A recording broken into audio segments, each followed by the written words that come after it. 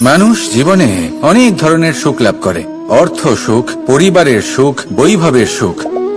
কিন্তু এমন একটা সুখ আছে যা বেশিরভাগ মানুষকে প্রভাবিত করে, কিন্তু সেই সুখ তাদের কোনো প্রয়োজনই নেই।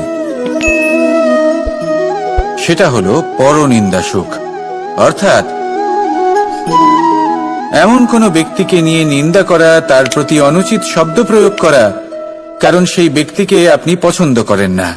আর এমন অনেক মানুষ আছেন যারা এই কাজ করে খুব আনন্দ লাভ করেন, যেটা করা উচিত নয়।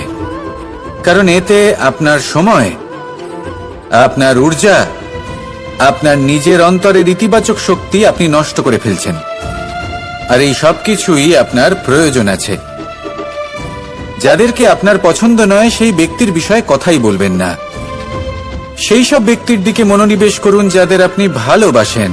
সেই সব কাজে মন দিন যেগুলো আপনার ভালো লাগে। সেই বস্তুর দিকে নজর দিন যেগুলো আপনার প্রিয়, নিজের লক্ষ্যের দিকে, এই সব কিছুর দিকে নয়। এমনটা করলে আপনার জীবনে আপনি সেই সব বস্তুর দিকে নজর দিতে পারবেন যারা প্রকৃত অর্থে আপনার জীবন আরো শ্রেষ্ঠ করে তোলে। এমনটাই করুন, জীবন আরো অনেক বেশি সুন্দর হয়ে উঠবে। আর তখন এই মন প্রসন্ন হয়ে বলবে, রাধা রাধা।